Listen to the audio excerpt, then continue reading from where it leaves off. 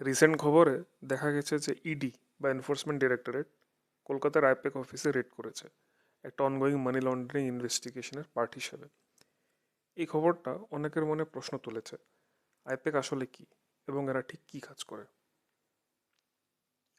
I-PAC মানে Indian political action committee, একটা professional political consulting organisation যে রিসার্চ, ডেটা অ্যানালাইসিস এবং আউটরিচ স্ট্র্যাটেজি নিয়ে কাজ করে ক্লায়েন্টসের জন্য।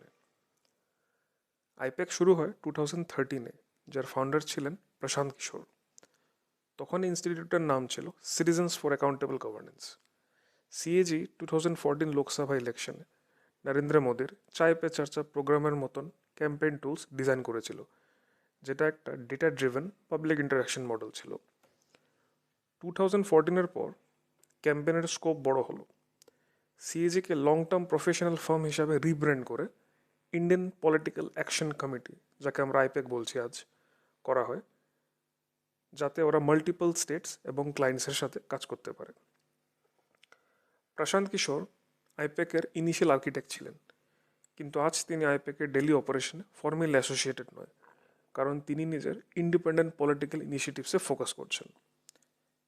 আইপ্যাক কোনো একটা পলিটিক্যাল পার্টির পার্মানেন্ট উইং নয়, এরা ক্লায়েন্ট বেস মডেলে কাজ করে। যে পার্টি বা লিডার ওদের হায়ার করে তাদের জন্য রিসার্চ, ডেটা এবং স্ট্র্যাটেজি সাপোর্ট প্রোভাইড করে।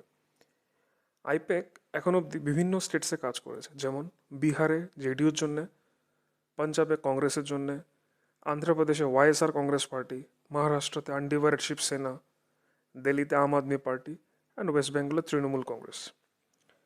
এটা সত্যি যে আজ আইপ্যাকের উপরে ইডির ইনভেস্টিগেশন চলছে, কিন্তু এত বছরের আইপ্যাকের ইভলিউশনে দেখা যায় যে মডার্ন ডেমোক্রেসিতে প্রফেশনাল স্ট্র্যাটেজি এবং ভোটার আউটরিচের রোল কতটা বেড়ে গেছে।